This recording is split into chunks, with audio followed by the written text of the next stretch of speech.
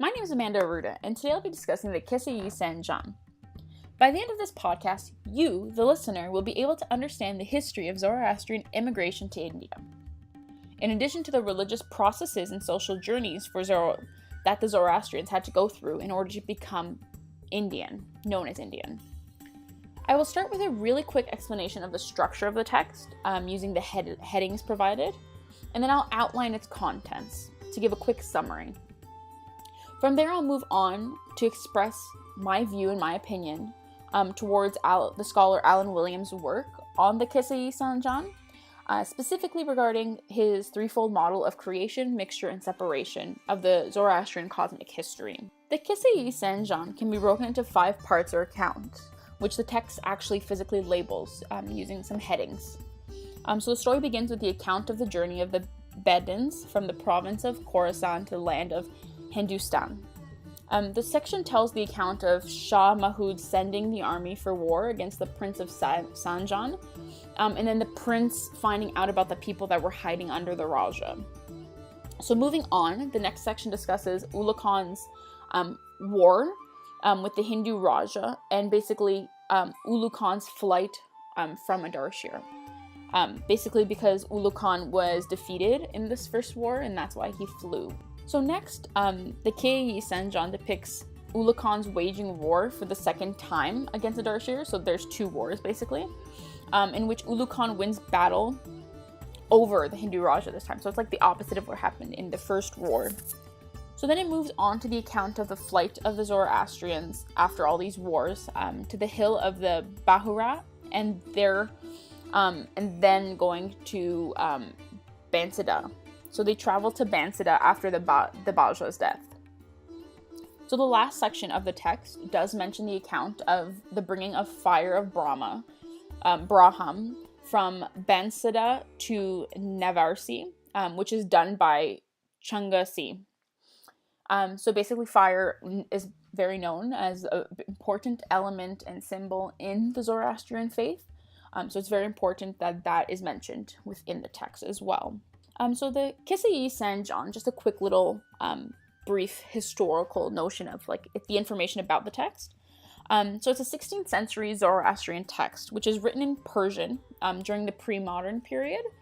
It's comprised of 433 verses. The text begins with the poet Braham K. Kobad singing in the first line.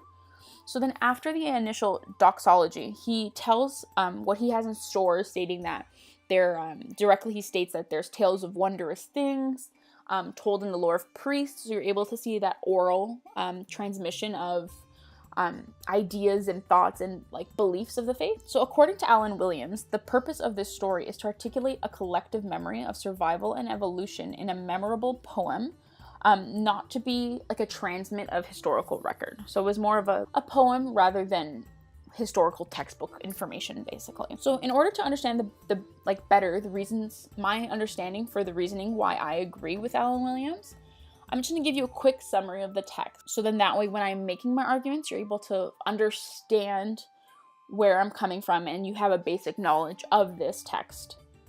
So as I've said before, the Quesse-ye Sanjan illustrated the story of the immigration of Zoroastrians to India from Iran, and the movement and the occurrences and all that stuff between it. Me summarizing this shall give you, the listener, a better understanding and grasp of the examples and how the threefold method is shown and the reason why Scholar Williams proposed it. The text commences with Zoroaster predicting the events from the Avesta, where 3 kings ruled, and the good will suffer, basically in a very short form. And you can see this in verse 77 if you have a text with you. So the first king was King Alexander, and the way he created chaos and depicted chaos was that he burnt all the religious books and texts. So he ruled for 300 years, and during that time, the Zoroastrian faith became weakened. And that was until Adarshir took over. So then after that, when the kingship went from Yazdagar, Infidels took over Iran. And this basically ruined the country. So then Zoroastrians moved to Kurdistan due to this. They stayed there for about 100 years. And very brief and quick, there was a man who was tired of staying there and being stuck to this area. And he left and spoke to a Masters of Stars, who this gentleman, the Master of Stars, said that it was a good time for this group of Zoroastrians to be moving. By doing this, he convinced the group of Zoroastrians by saying, well, there was a Master of Stars, and he believes it is the best time to move. And this led this group to travel to Gujarat, India. The people then traveled to Gujarat, India by boat. While sailing, they were hit by a terrible storm. The faithful people basically pleaded to the Lord Brahman to save them. The Lord, in turn, does save them. And in return, the people, the Zoroastrians, lit a Brahman fire. They basically, in the end, all make it to safety to Sanjan's land. So they get to Sanjan's land, and they're in need of refuge. So they spoke with a Raja named Jadirana. They explained to him their story, how they got there, why they needed to escape, and basically their Zoroastrian beliefs. They put it all on the line. They pleaded that they would adopt the Raja's traditions and customs if they were granted stay and protection on his land. The Zoroastrians had to prove a couple of things, though, to this man in order to stay. One being the beliefs, of course, and a couple other things he did ask for. After the Raja agreed, it was a Dastur that found the group a piece of land. In order to escape the prosecutions in this land, the Zoroastrians had to be called and referred to as Parsis by the people. Once they all reached safety, they began calling themselves Parsis. It was at that time the Brahman fire was again lit, as a previous promise made to Lord Brahman had specified that if they found safety, when they found safety, this Brahman fire would be lit. And again, you see this repetition of fire. So they lived on this land for about 700 years, happily and content with their lives, until King Sultan Mahmud came into the picture. So he heard about this prince Sanjan, which led this content of the Zoroastrians to halt. He sent Ulugh Khan to Sanjan to take over the kingdom in order for the king to have this land for himself. The battle lasted for 3 days and nights, and Ulugh Khan was defeated, and then he fled.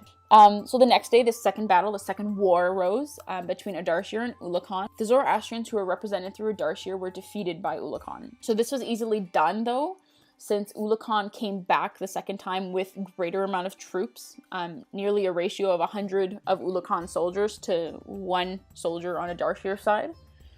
So it was clear that through just that ratio, that Ardashir would not win. During this battle, he actually does die. His death and the loss in battle led to the Zoroastrians' flight to the mountain of Bahrud. So finding security again, we see the repetition of a fire of Brahman being lit. All the people visited Bansta, and they lived there for 14 years. People heard the news, and 300 people greeted them. A layman named Shanga bin Asa appeared through this and became the mayor. And because, again, they are seen in safety throughout this little quick, I briefly just went over it, but because they found safety within this new mayor, Changa bin Asa, the Brahman fire was left with him. Going now back to Alan Williams' arguments and theory about the threefold method, I agree with this method. The scholar Alan Williams makes, specifically regarding the Quesse-ye Sanjan, as the story is, you could see it directly created in this way. So there's many repetitions of the threefold theory throughout the text. The first period is creation, which began with the tree between Ormuzd and Ahriman. So this stage is shown through the Zoroaster's predictions of the events from the Avesta, in which the 3 kings ruled, the times of war, and the good who end up suffering. And he tells them that the religion will be broken 3 times, including crises, which you can see with the 3 kings. I had used the example of Alexander, which leads into the stage of mixture, which then refers to the mixing of good and evil within the world. And this is shown through the relationships of the Zoroastrians when they encounter the prince named Jadirana, and then which leads the Dastur to find a land and names it Sanjana. So you're able to see this mixture. So now their creation occurs, and then the mixture is happening between the good and evil, with the Zoroastrians moving around from Iran to India within that journey. Moving on to the period of separation. The period of separation depicts the pulling apart of good and evil in the cosmology, in which one ends up being superior. And in the case, the Quesse-ye Sanjan shows this through the Muslims' defeat of the Zoroastrians in the second battle, where Ahriman dies. And it is only the blood of the Zoroastrians that ends up being left. through that depiction within the literature, the text, the Zoroastrians, are separated from the world, and their souls will reach heaven because they were good, and they fought for the faith, I guess, is the reason behind that. There is what I'm assuming here, and again, through the theology of it, the eschatology and theology is that the bad souls here who followed Druj in their life would go to hell, and the good souls who followed Order and Asha would go to heaven then. And this directly relates to the dualistic forces. So thank you for listening to my podcast.